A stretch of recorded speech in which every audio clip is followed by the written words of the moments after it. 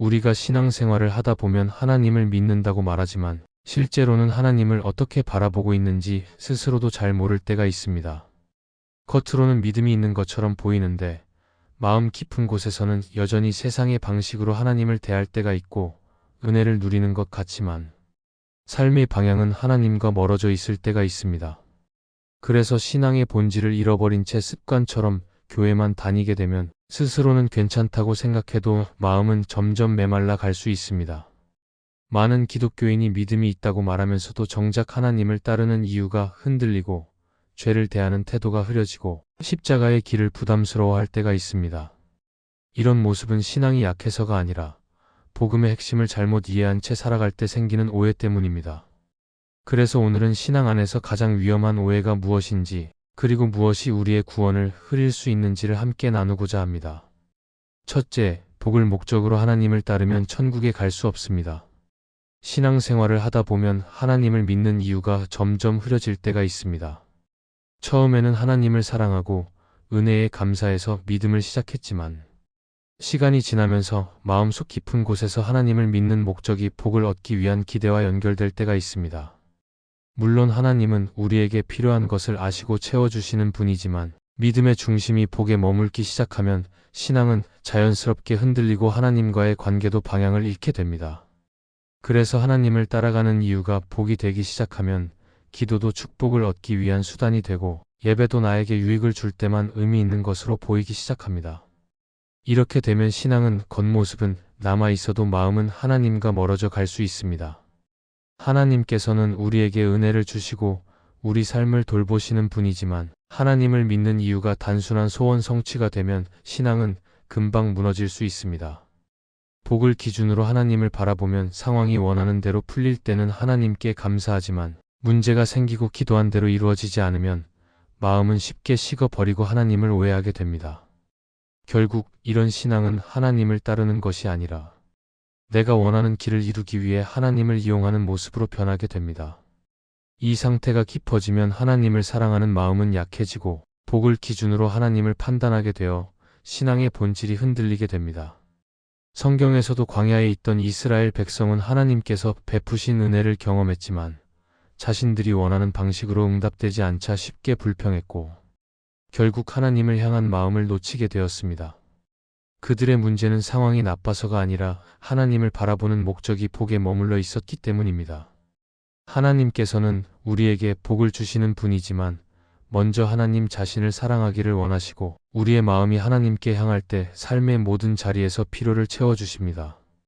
그래서 우리는 신앙의 중심이 흔들릴 때마다 하나님을 따르는 이유가 무엇인지 돌아봐야 하고 복보다 하나님을 사랑하는 마음이 우선이 되어야 합니다.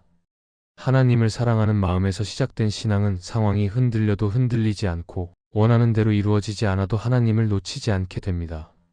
이렇게 믿음의 이유가 바르게 자리 잡을 때 우리의 신앙은 흔들림 속에서도 지켜지고 천국을 향한 길도 분명하게 세워집니다. 둘째, 죄책감만 있고 변화가 없으면 천국에 갈 수 없습니다. 우리는 신앙생활을 하면서 때때로 죄책감을 느끼는 순간을 경험합니다. 말씀을 들을 때나 기도하는 자리에서 마음이 걸리고 지난 시간에 잘못했던 일들이 떠오르면서 마음이 무거워질 때가 있습니다.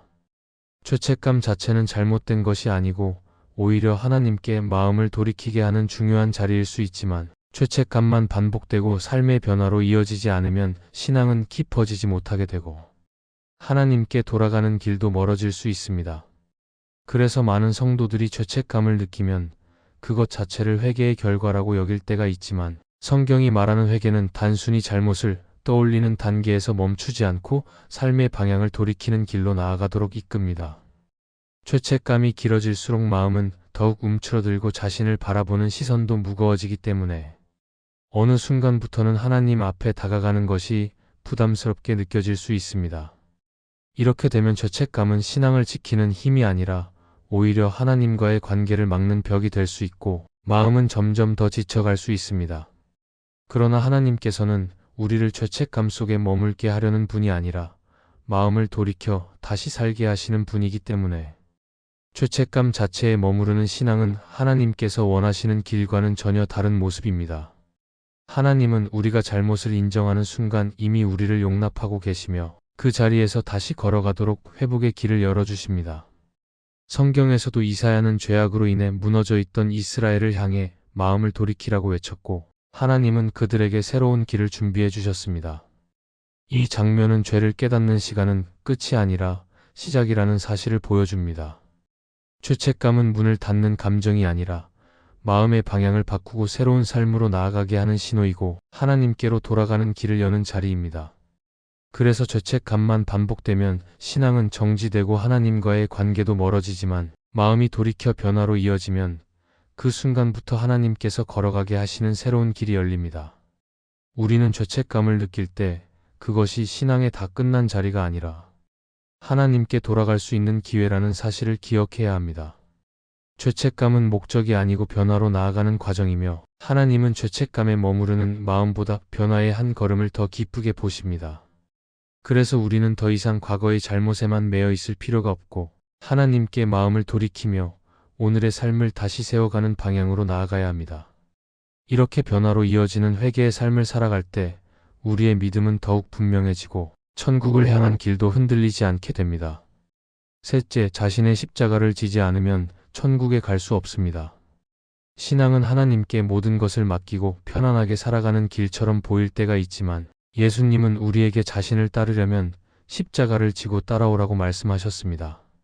그래서 믿음의 길은 단순히 예배를 드리고 은혜를 누리는 것으로 끝나지 않고 삶의 자리에서 하나님을 선택하는 작은 결단들이 모여 만들어지는 길입니다. 그런데 많은 성도들이 십자가라고 하면 너무 큰 희생이나 특별한 사명을 떠올려서 자신과는 거리가 있다고 느끼기도 합니다. 그러나 십자가는 거창한 것이 아니라 내 마음을 내려놓고 하나님을 선택하는 순간마다 주어지는 삶의 방향이고 하나님께서 우리에게 맡기시는 은혜의 길입니다. 그래서 십자가를 지는 삶은 부담이 아니라 하나님을 따르는 자연스러운 걸음입니다. 하지만 현실 속에서 자신의 십자가를 지는 일은 쉽지 않을 때가 많습니다. 마음에 걸리는 일들을 외면하지 않고 해결하려고 할 때, 용서하기 어려운 사람을 향해 마음을 열려고 할 때, 하고 싶은 말 대신 하나님께서 원하시는 말을 선택하려고 할 때 십자가는 무겁게 느껴질 수 있습니다.